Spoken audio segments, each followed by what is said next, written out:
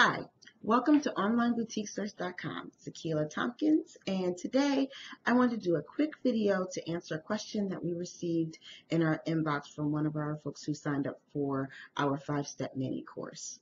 The question we received was, how do you calculate the cost of starting an online boutique, and what are some of the costs that I need to be prepared for? So this is an interesting question. Actually, we get some variation of how much does it cost, how much is it going to be, a lot. So this day I just wanted to answer it and hopefully give you a little bit more information about it. So the cost of starting an online boutique can be a lot or can be a little. I know that's not the answer you wanted and probably what you already know. It really is determined by the type of product that you're selling, so how much it's going to cost to outsource and get some of those products if you're making it yourself, if you're reselling items, if you're going to a wholesaler. It's also going to be determined by the platform that you're on. So some platforms are free or you don't get charged until you actually make a sale. If you want to build a site, there's a little bit of a startup cost. And then there's your back-end costs, like your shipping, and it's probably going to be the least amount once you've done something, but your shipping and your marketing and those type of costs. So I want to talk about a little bit about each one, how to keep some of those costs down, and then hopefully this will help answer the question and get you the results that you're looking for with your online boutique. So let's talk about first getting your materials, getting your items. And I'm going to talk mainly for if you're going with a wholesaler. There are more variables if you're making the product on your own. But if you're doing an average price, let's say an item that's going to sell between $50 to $100, even like smaller items like $20, then I would say at least have $300 to $400 to get wholesale items. A couple of good ways to keep that cost down is to only source a couple of items in the beginning and only a few of them. It's okay, and actually sometimes it helps to say, I've only got 10 of these available, or only got 5 of these available.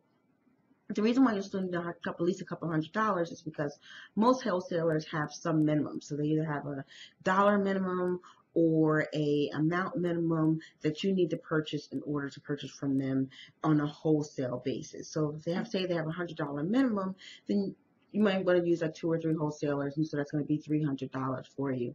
And you can get 3 of this item, 4 of that item, 5 of that item, just to see what's going to work.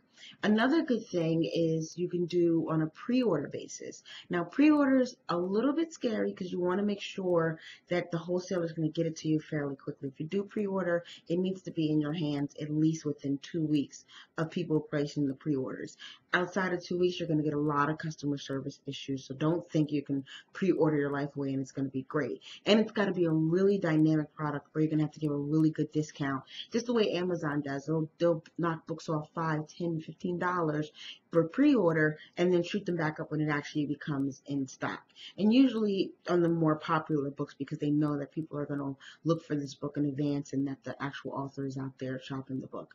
You can do the same thing if you have dresses. So you can get 3 dresses. If you know it's just in time for prom, just in time for summer, you can do those on a pre-order. But again, make sure you're able to get the product within at least 2 weeks. So get the product and get it out to the person within at least 2 weeks of putting it up for pre-order. You can do a combination. You can buy 5 products and you can pre-order 5 products on your site and in your marketing, and that'll help to keep your costs down. But I would at least have a couple $100 so you can source enough items to put up on your site. You at least want to start with 5 to 10 items. If you're doing only 5 to 10 items, keep it down to only 2 to 3 categories. Don't have a bunch of categories with one item.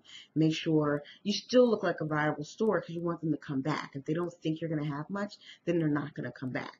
So you want to have at least 5 to 10 items, 2 to 3 categories, a couple of $100, and you should be good getting started that way. Of course, there's a little bit of difference if you're making your own product because it depends on how much you're going to be making for your products. But the good thing about making your products is that maybe you can make products for 6 months as opposed to trying to do it all in a week or 2. And you can, meanwhile, instead of selling on your site, you can sell on Etsy, which only charges you, I think, 20 cents to list and then charges you again on the back end once you're actually making sales. So you can do that to also help you get started. Let's talk about your web platform.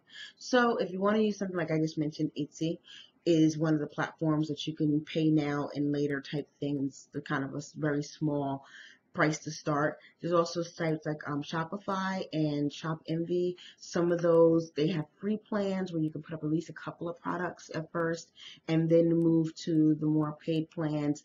But again, I'll caution on keeping yourself there for too long, because once you get like 50 or 60 items, they want you to now pay a premium monthly fee. I always recommend taking a couple of $100 again and using something like WordPress. If you look at our video on the 3 things you need to get a store online with WordPress, you'll see you need WordPress, you need a theme, you need hosting. Hosting is going to usually run you about $100. You can get a nice theme between $50 to $100 in WordPress. If you need a little bit more help with it, we even have a training course available, which is $197. So you're talking about $300 to $400 to get your site up and running, and it's a site that you can grow with. You can use that, you can have unlimited products, and as you're getting more items and growing your business, that site will grow with you too. So that's really my recommendation. But depending on your budget, you can go from $0 to a couple of $100 on that end. The last thing is your marketing. A lot of people are working on depending on their social media marketing.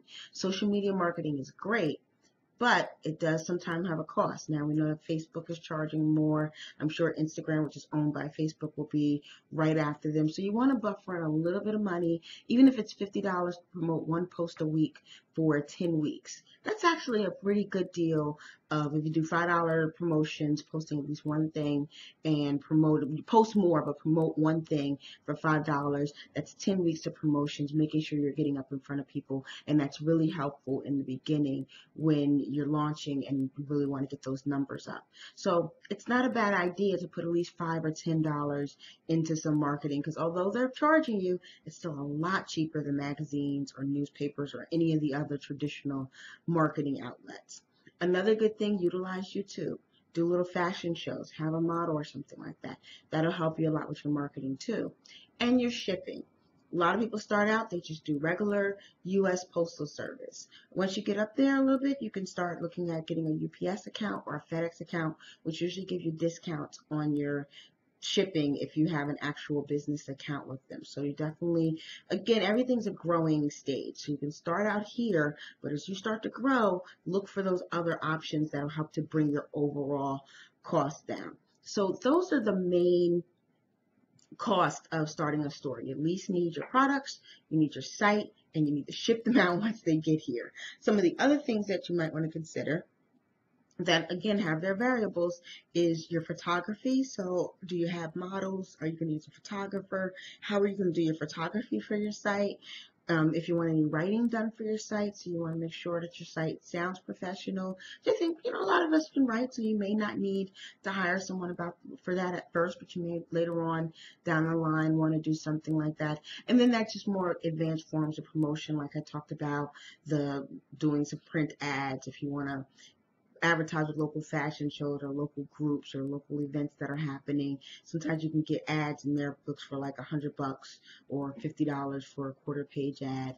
Look for those type of opportunities. Go on Craigslist and see what kind of events are coming up, or just Google or look on Facebook, see what kind of events are coming up and see if they have ad space available. Those are other really low cost promotional ways. So I hope this video helps, and I hope it answers your question of some of the costs you're going to need for starting your online boutique. Good luck boutiquing.